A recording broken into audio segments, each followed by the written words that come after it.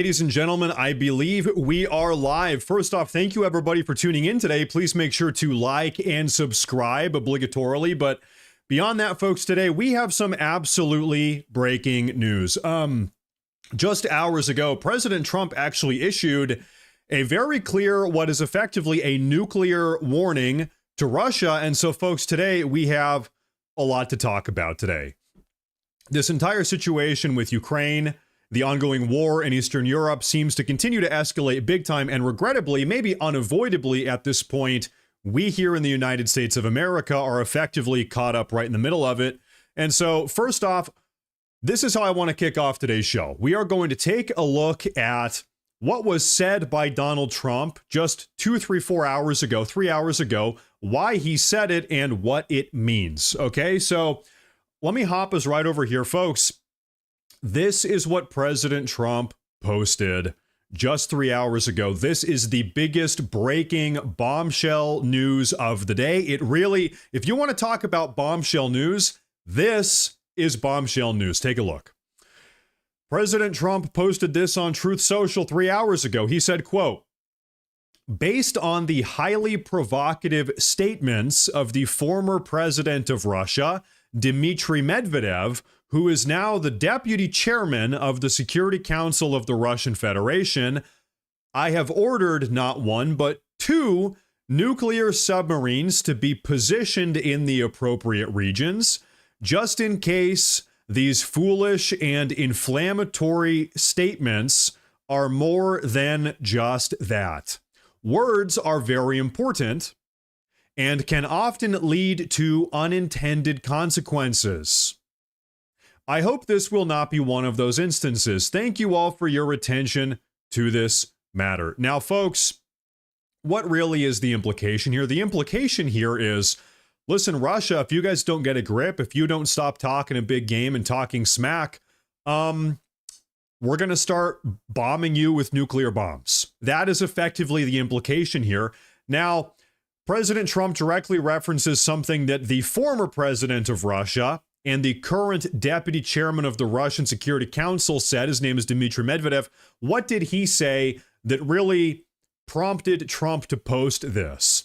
He said, this is 3 days ago now, as Mr. Medvedev said, Trump is playing the ultimatum game with Russia, 50 days or 10 days. He should remember 2 things. 1, Russia isn't Israel or even Iran. 2, each new ultimatum is a threat and a step towards war. Not between Russia and Ukraine, but with his own country, the United States of America. Don't go down the Sleepy Joe road. So Medvedev is saying, listen, hey, you're not going to push us around. We're not some pushover like Israel or Iran or whatever else. We are Russia, Trump. You're not going to push us around. That's what he's saying. And he's also saying that, listen, if you keep changing the ultimatums and giving us timelines, listen, Trump, we're not working on your timeline. We are working on our own Russian timeline. It's not up to you, Trump. It's up to us. It's up to us. And every time you do this, Trump, you are actually pushing us closer to war. So that's what Medvedev said. Okay. Now, speaking of this ultimatum game, as Medvedev puts it, what is he talking about here? Well, this happened also 3 days ago on the same day that Medvedev posted this, 3 days ago. Trump said, I need to turn on my headset here. Let me get this on my head. But I'll read you the write-up here. Trump says he is reducing his deadline for Russia from 50 days to now 10 to 12 days. Trump threatened to slap 100% tariffs on Russian imports if a deal is not done between Ukraine and Russia, a peace deal.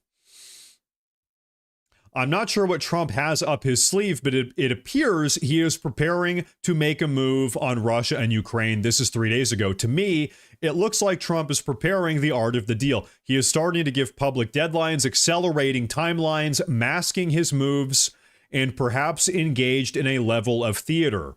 I'm not sure what Trump has cooked up, but whatever it is, it's coming real quick. I want to take a look at the super chats here. Chris says, nice to see you got that hair transplant finally. Yeah, as you can see, I took a trip to Turkey. I got the Turkish hair plugs, and now you can barely even tell. Hey, thank you very much. I appreciate that a lot. I'm just kidding. Thank you. Neil Castagnoli says, I'll be honest, I thought the hat was part of your head until now. Is it really that big of a deal that I have hair under my hat? Listen, we're talking about potential World War III nuclear doomsday. Who cares about my head? Listen. But thank you, guys. Thank you very much. So this is what Trump had to say 3 days ago. Going to make a new deadline of restart that. Going to make a new deadline of about 10 or 12 days from today. There's no reason in waiting.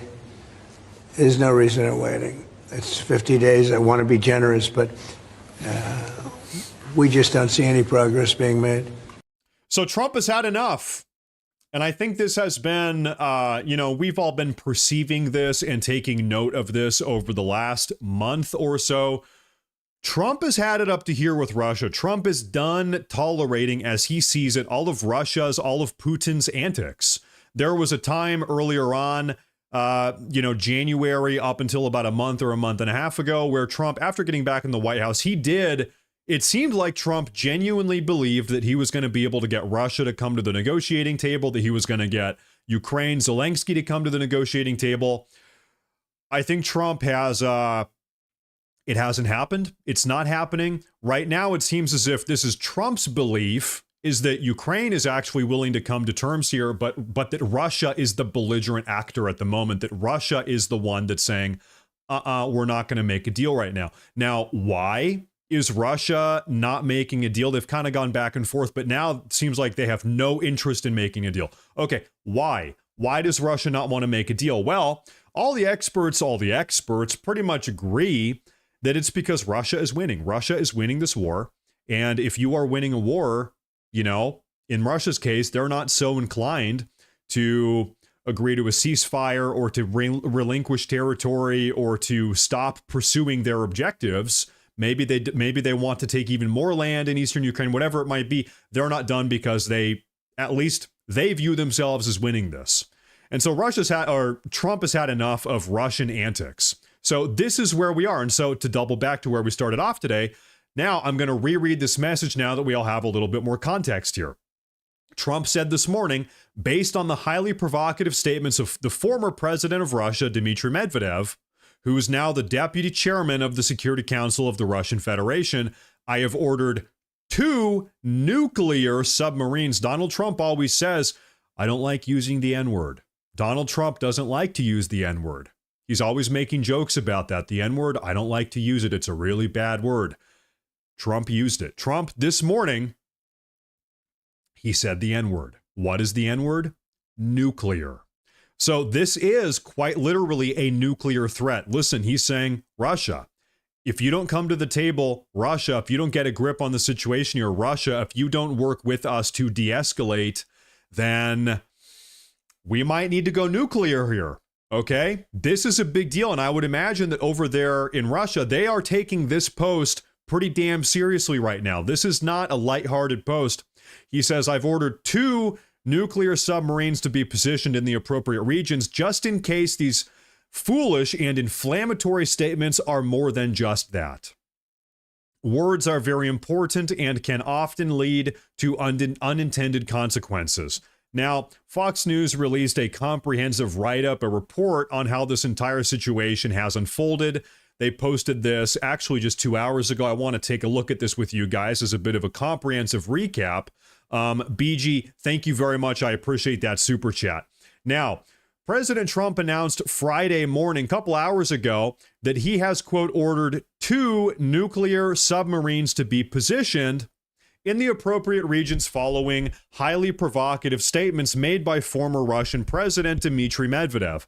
Medvedev said earlier this week that Trump's new deadline for Russia to end the conflict with Ukraine is, quote, an additional step towards war. That's how the Russians are perceiving this ultimatum from Trump. Come to the table, de-escalate, ceasefire, or we're going to start sanctioning you and tariffing you even more. The Russians view that as a step towards war. Trump said words are very important. There was no immediate response to Trump's comment earlier this morning from Russia. The Russian Foreign Ministry did not immediately respond Friday to a request for comment from Fox News Digital. Russia, after Trump posted this nuclear threat, Russia has been radio silent. They have not, nobody. The Russian Foreign Ministry, Medvedev, Putin, nobody from Russia has said anything about this. Silence. They're probably sitting here considering their options. What are we going to do? What's the game plan going forward? Now, Medvedev, who is now the deputy chairman of the Security Council of Russia, cautioned that Trump's announcement Monday that Russia must end the conflict with Ukraine in 10 to 12 days would not end well for the U.S. Trump's playing the ultimatum game with Russia, 50 days or 10 days, whatever it is. He should remember two things. Russia is not Israel or even Iran. He's saying we're not a pushover. And two, each new ultimatum is a threat and a step towards war. Not between Russia and Ukraine, but with his own country. While Trump announced on July 14th that he would sign off on, quote, severe tariffs against Russia if Moscow failed to agree to a peace deal within 50 days, Trump said Monday that waiting that period of time was futile amid stalled negotiations. Trump had originally given Russia 50 days. Trump said, actually, you know what? It's a waste of everybody's time. We're going to bump it down to 10 days, 10 to 12 days. Trump has had enough. Trump has Russian fatigue right now. He's had enough. He said, I'm going to make a new deadline, 10 to 12 days. Trump's remarks come as his frustration with Putin has grown, most certainly it has, in recent weeks amid no progress toward peace between Russia and Ukraine, and just a day after Russia launched more than 300 drones, 4 cruise missiles, and 3 ballistic missiles into Ukraine, according to the Ukrainian Air Force.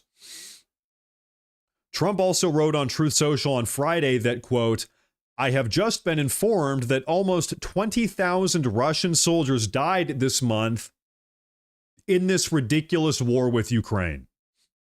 Terrible. Total waste of young life. Russia has lost 112,500 soldiers since the beginning of the year. Guys, it is August 1st. So Trump is saying, according to Trump, Russia has lost 112,000 people in the last 8 months. Soldiers.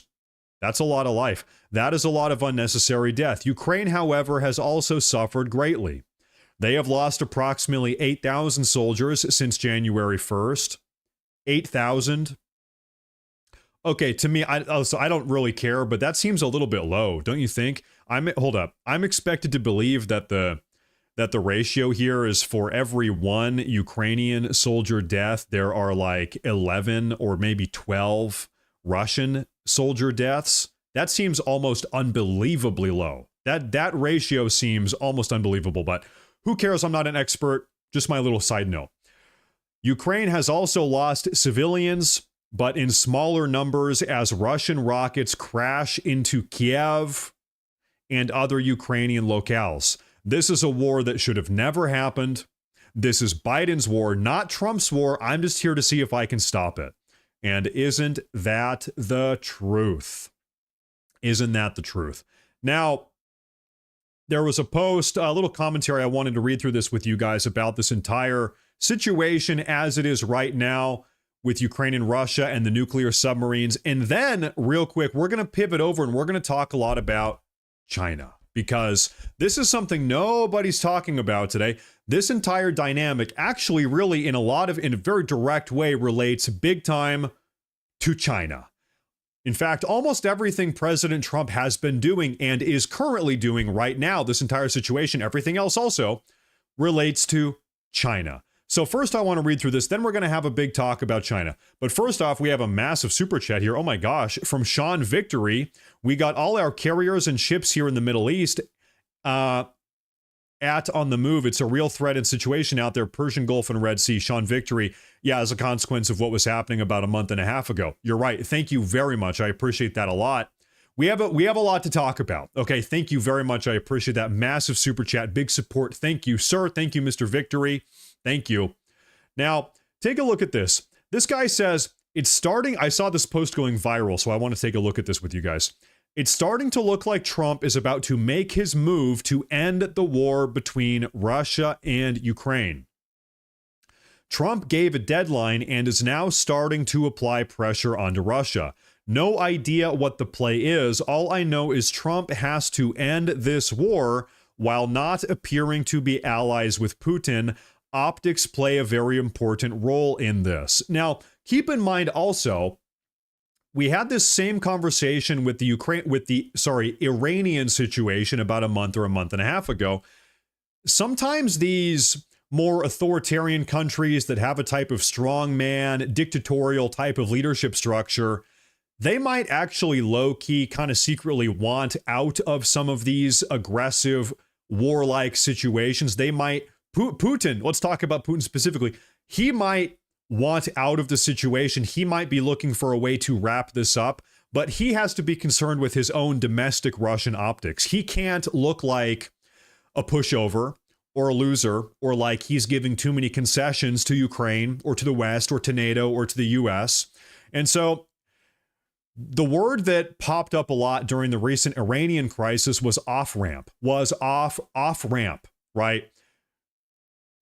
Part of the strategy is to give Putin or, Khamenei in Iran a way out of the situation such that they don't look weak domestically, right? Because for them, optics and projecting strength is very important. Maybe not, something to keep in mind, but we're going to keep reading here. It's also not a coincidence that Trump is starting to make his move after the public have been shown Russiagate was a hoax. The end of this war is going to be favorable to Russia.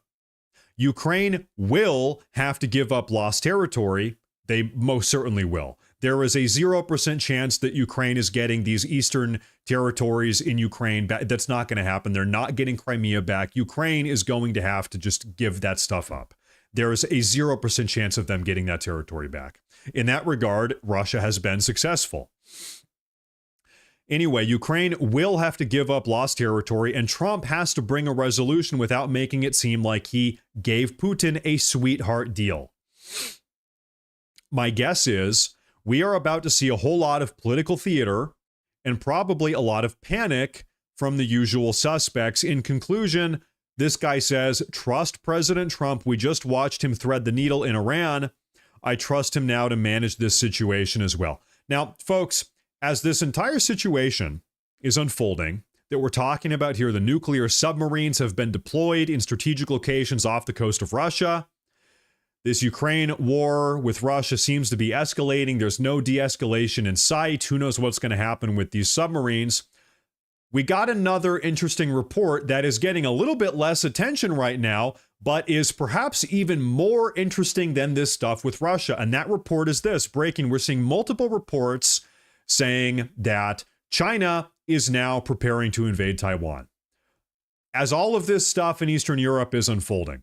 So very curious timing. Now, I want to kind of go through with you guys, what is President Trump's current stance on China? As I kind of alluded to maybe 15 minutes ago, I said almost everything President Trump has been doing for the last 7 months now, 6 months, whatever he's been in the White House again, has actually been strategically targeted against China, shutting down China, kneecapping China, cutting down China. Almost everything Trump has been doing has been targeted towards China. And if you give me a minute to talk through this, maybe this will make a little bit more sense. Trump very correctly views China as being America's #1 primary threat in the 21st century. Give me a real quick yes or no in the chat. Do you agree, ladies and gentlemen of the live audience here, that China is America's #1 threat of the 21st century?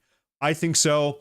Everybody seems to think so. Makes sense to me. And so Trump correctly views that China is our #1 threat going forward over the next couple decades. This is why, let's break the situation down. This is why Trump has been talking about Greenland. This is why Trump has been talking about the Panama Canal. This is why President Trump has been talking about Canada. Securing these geographic locations helps box China out of the Western Hemisphere. We have seen over the last couple decades, China has been very aggressive. They've been strategically pushing for decades now into the Western Hemisphere in Latin America. They've been strengthening their ties with the Canadian regime, government, both with Trudeau now and Carney up in Canada.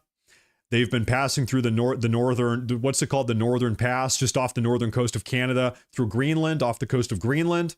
And also they've been strengthening their economic ties and their presence in not just all over Latin America, but also strategically the Panama Canal, which we built, by the way. Keep that in mind. That canal is ours.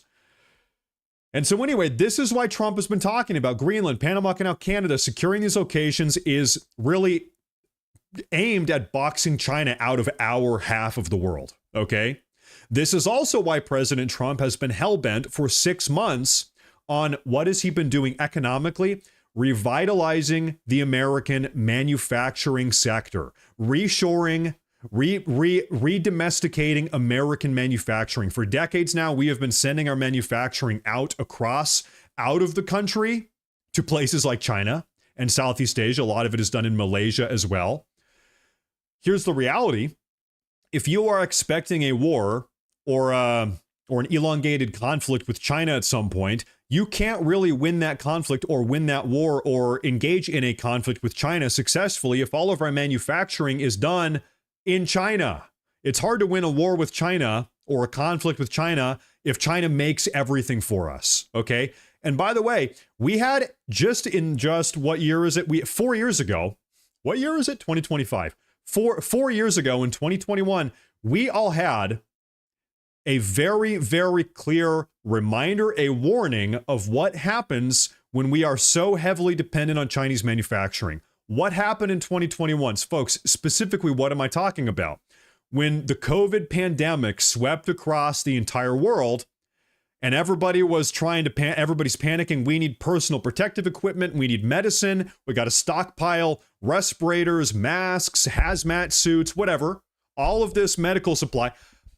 What did China say? China said, listen, actually, we're not going to sell that to you, America, Europe, wherever else. It's for us now, okay? Because China was impacted by this virus. They're the ones that released it, by the way. But anyway, they said, yeah, listen, we are no longer selling masks. We are no longer selling medicine. We are no longer selling respirators. We are no longer selling hazmat suits or any other medical supplies or toilet paper. It's for us now. And you might remember in the first half of 2021, there were massive shortages, respirator shortages, mask shortages, toilet paper, all of this stuff. And so this is what can happen in a time of not just maybe global pandemic, but also war. God forbid there's a war. What happens if our entire economy is just like thoroughly dependent on Chinese manufacturing? Well, guess what? We're screwed because we can't make stuff on our own. And so this has been a concerted effort, an ongoing effort for the last 6 months. President Trump has been saying, listen, this is not just an economic thing. It is good economics to bring this manufacturing back to the US, but also it's more importantly, perhaps, a national security threat. Very clearly, we all saw this in 2021. So that's a part of this also. This is also why President Trump, over the last couple months, when he's been working out a new trade deal with Europe, a condition of the trade deal with Europe, you might have noticed, is that Europe actually decouples from Chinese manufacturing and instead invests in American manufacturing. And we saw this. We got the confirmation of this 3 or 4 days ago when we heard of this brand new trade deal between the USA and the European Union. What is one condition? Well, let's talk about two conditions of the EU-US trade deal. Europe is now going to invest $600 billion in American manufacturing. On top of that, they're going to invest they're going to purchase $750 billion of American energy, primarily liquefied natural gas, which prior to this deal, they got pretty much exclusively from Russia. So this is to say, a big condition of this brand new EU-US trade deal was that Europe was going to progressively decouple with China. Trump's goal, isolate China on a global level. Trump is trying to get everybody around the world to decouple and divest and kind of isolate China, separate, peel off from China. That is something that President Trump is very clearly trying to do here. This is also why Trump has effectively been waging economic war against all of the primary BRICS countries. BRICS is this USD alternative economic alliance. India, namely here, you might notice, where are all of President Trump's biggest tariffs over the last couple months? India. We saw that come through the pipeline a couple days ago, in fact. Russia, very obviously. Brazil. We saw massive tariffs on Brazil about a week and a half ago. And also China, of course. So these are 4 of the 5 massive key member nations of BRICS, and Trump is tariffing the living hell out of them, okay? So once again, I just gave you like 5 examples. Everything Trump is doing is, yeah, it is about making America great again and putting America first and making the American economy proper and efficient. And it's working. We know that that's working, but also everything he's doing is aimed strategically at screwing over China. When you stop and think about it, Trump's entire, not just economic, but also geopolitical strategy is directly targeted towards shutting down China. And why? Once again, because China is our number 1 primary adversary, our threat, our enemy of the 21st century. It's not Iran. It's not Russia. It's not, yeah, these countries might pose other issues. That's true, but really, everybody with half a brain, they look at the globe right now, at the global dynamic right now. China is going to be the problem. Now, here are some things that are very clear to me in accordance with all of this that we're talking about. Because of this existential looming Chinese threat, to me, this is what seems to be the case. Trump doesn't want anything to do with the Middle East. Trump wants out of the Middle East. You know that. He does not want America to be embroiled in yet another never-ending conflict in the Middle East. Yes, Trump dropped a couple bombs in Iran. Really, as far as ongoing American military involvement or American boots on the ground, which is what a lot of people were scared of about 2 months ago, that has not happened. It's been 2 months now. That has not happened. Trump does not want to be involved in the Middle East long term. In fact, it would actually seem, for better or for worse, that Trump just kind of wants to hand off the Middle East to Israel. It's like, hey, Israel, listen, we're out. Do what you want, Israel. It's your region, but we've got other things to worry about. That seems to be the case, once again, for better or for worse. Now, real quick, massive super chats from once again, Sean Victory. Thank you very much. I appreciate that. The 2-time. He says, remember, we just got EU to pledge to the USA. They would spend $500 billion on U.S. energy, $750 billion, even more. But yeah, you're right. Remember, Trump told them to use their faces at NATO, that it was inappropriate. Russia is mad. He also says, trust the plan, so I trust. Trump also got all the NATO member countries to increase defense spending from 2%, which many of them were not meeting for a long time, by the way, up to now 5%. So Trump has just completely reshaped Europe in a lot of ways. But you're right. Thank you, Mr. Sean Victory. Thank you very much. I appreciate that support big time. And thank you for tuning in. Now, another one from also Sean Victory said, don't forget, China took over the Panama Canal. He's right again, until we took it back, and we have taken it back. Some of y'all don't know they also took over Bagram Airfield in Afghanistan, mining resources. Okay, thank you, Sean Victor. I appreciate all of that. Spot on. Thank you very much. Now, another thing that seems to be the case to me here is that Trump wants the war in Ukraine. He really does. He sincerely does want the war in Ukraine to come to an end.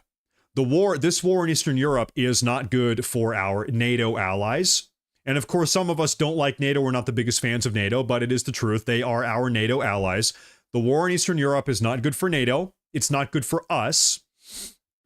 And also, check this out. The longer this war in Eastern Europe goes on, I'm about to tell you something that I have never personally seen anyone talk about ever.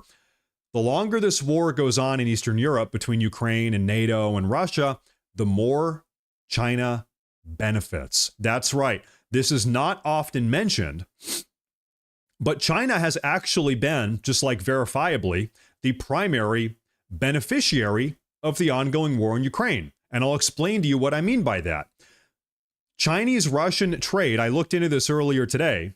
Chinese-Russian trade over the last couple of years, 3 years in fact, has increased by 64%, with China being one of Russia's key suppliers throughout this entire conflict in Eastern Europe. To put an exact number on the value of this increase in trade between Russia and China, China over the last couple of years, as a consequence of this war, because of the war in Ukraine, China has made $50 billion. Okay, so when I said just a moment ago that China has been the number one key beneficiary, literally, of this entire conflict, you know, we are spending money, NATO is spending money, Europe is spending money, Russia is spending money, everybody's losing lives and losing money in this entire conflict. Who is making money? China. And they're making a lot. They're making, what is that? 15, 16, 17 billion dollars a year as a consequence of that's a lot of money in a growing economy like China. So that is a lot. Trump also seems to think that this is a little bit crazy. Trump seems to think that Russia actually wants to end the war in Ukraine, that Russia wants to end the war as well, but that they need, what's that word again? An off-ramp. We saw this with Iran, okay?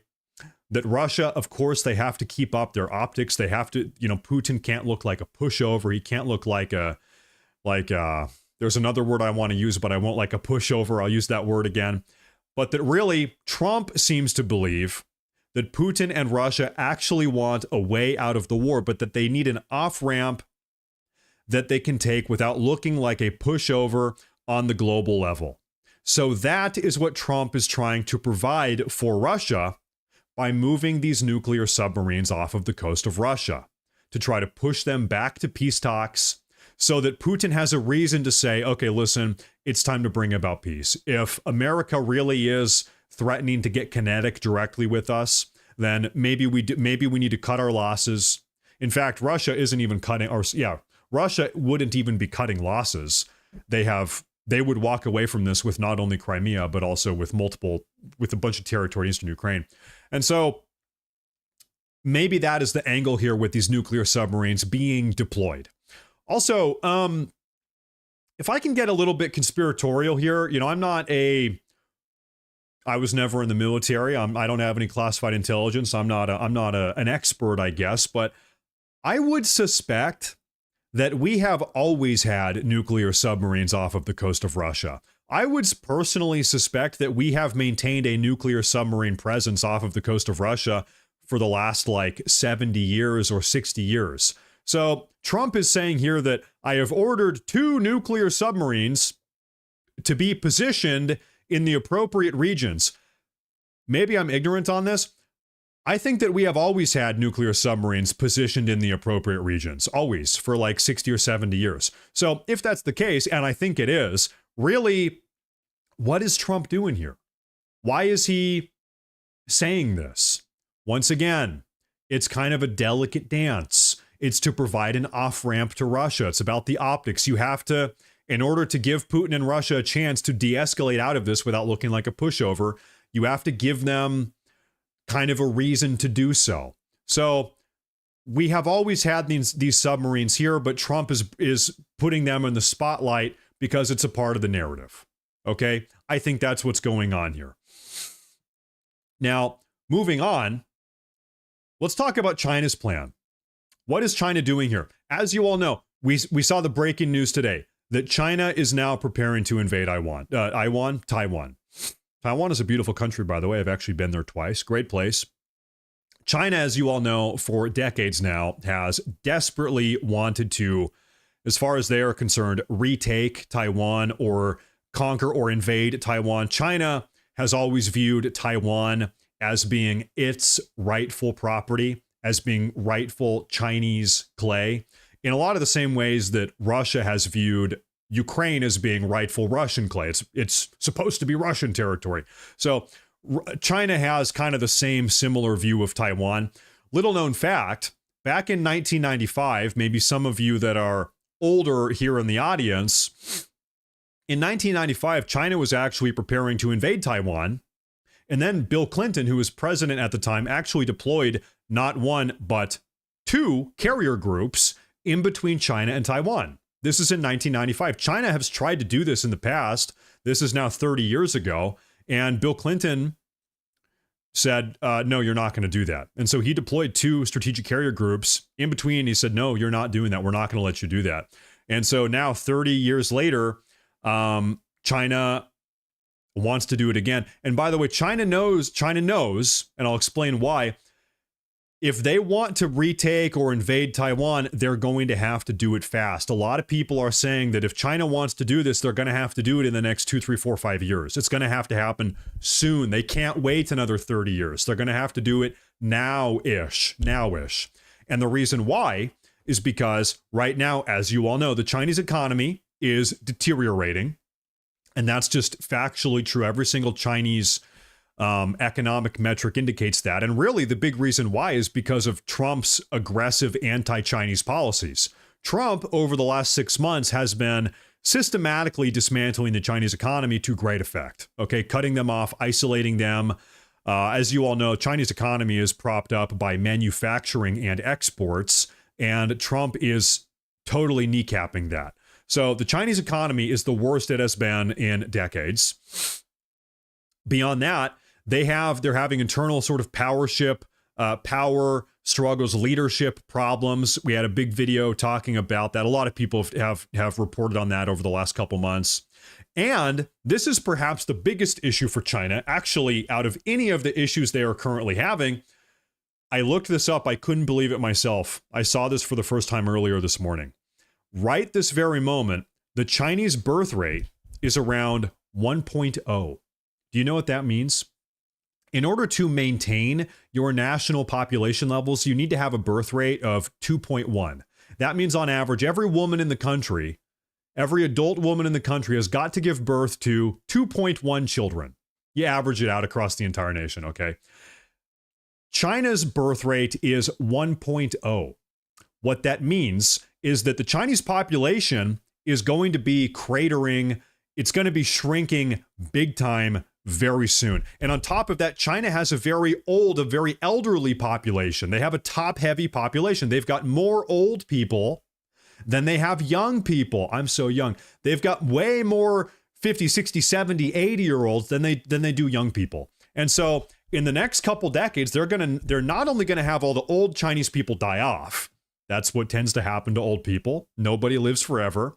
And so the young people aren't having kids, and the old people are going to be gone in the next couple decades, depending on how old they are.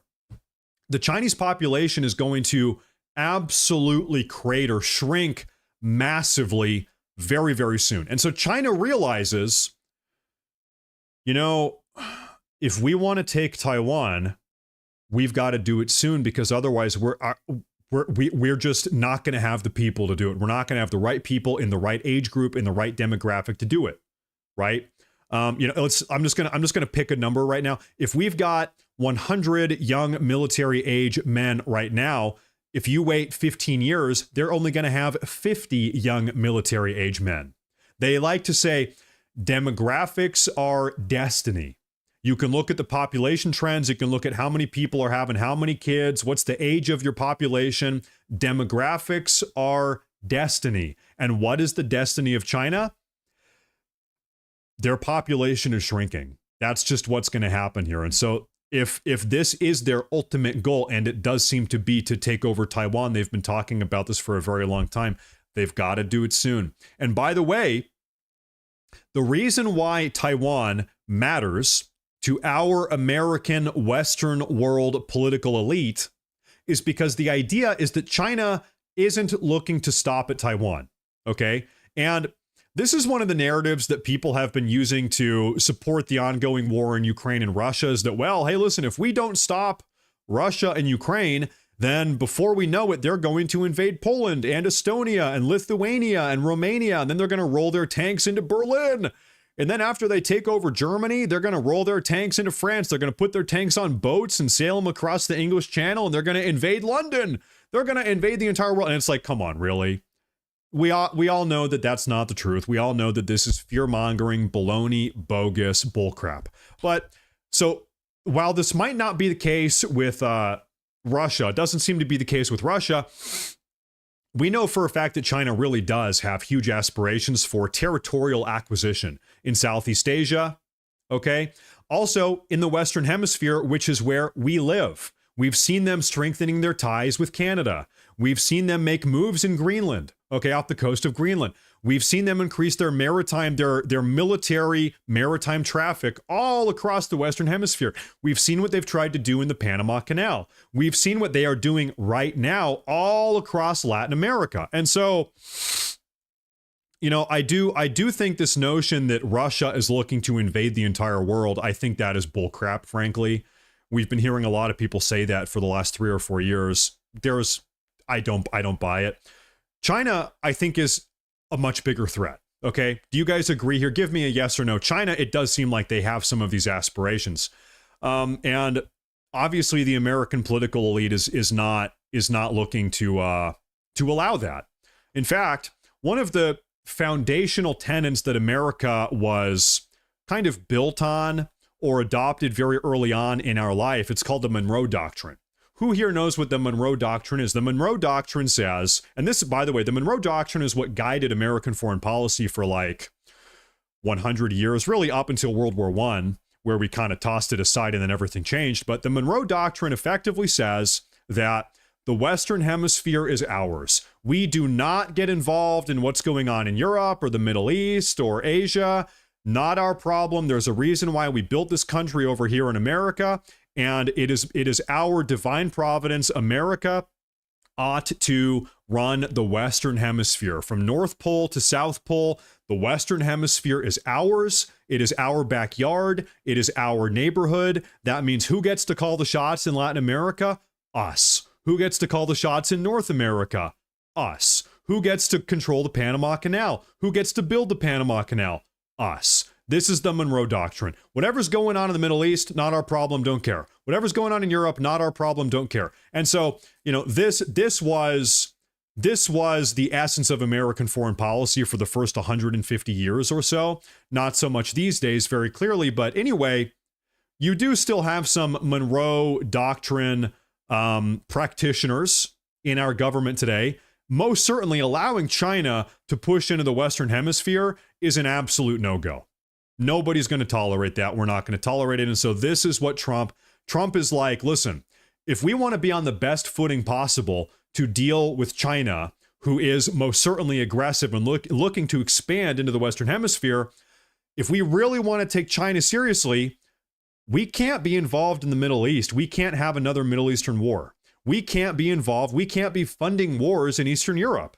We can't be overly projecting ourselves and getting bogged down in multiple places across the world if we take China seriously. We have to be almost exclusively dialed in on China because China is a very serious threat. And so when you look at everything that's gone on over the last 6 or 7 months that Trump has been back in the White House, you start to realize, wow, yeah, everything that Trump is doing really is, yeah, it is about making America great again. It is about putting America first, but it's also about shutting down China and shutting down the Chinese economy, shutting down Chinese expansion, shutting down Chinese growth. That really is Trump's number one focus. I think it's fair to say that once you kind of parse out everything that has been going on. So I think that's probably the right way to look at everything here. Trump very clearly wants to shut down the war in Eastern Europe.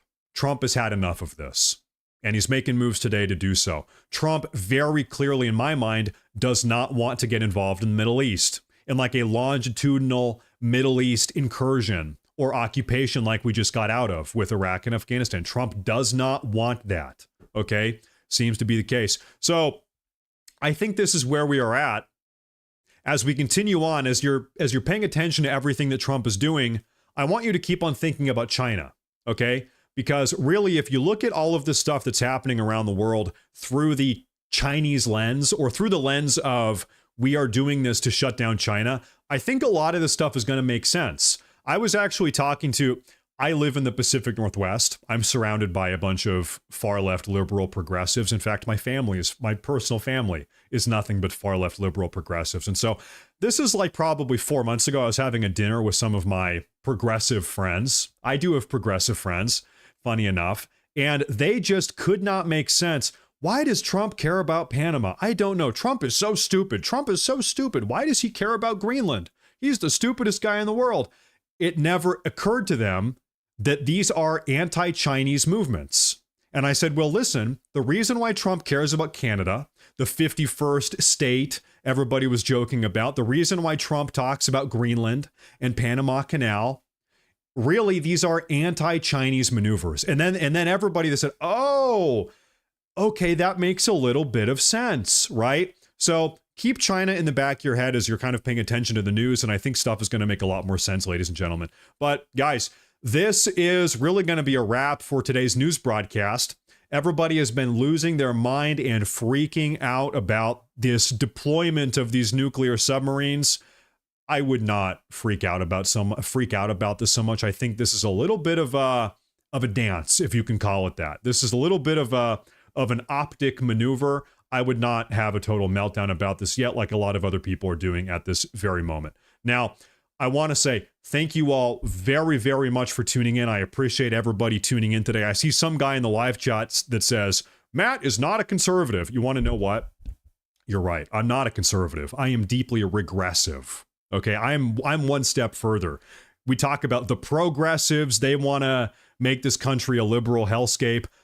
I am not a conservative. I am regressive. I don't want to conserve where we are now. I want to go backwards. I want to go way backwards. So you're right. You caught me. I am deeply regressive. Anyway, I want to say thank you all very much for tuning in. I appreciate it, folks. Please make sure to subscribe to the stream.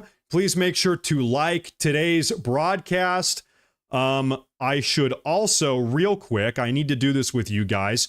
If you use Twitter, please make sure to follow on Twitter. It helps a lot. It helps a lot. Thank you all very much. It means a lot. Thank you all. I'm going to get to work on a video for you guys later this afternoon, and I'll see you guys tomorrow. So have a great Friday evening. Have a great Saturday morning. We have the best community in the world.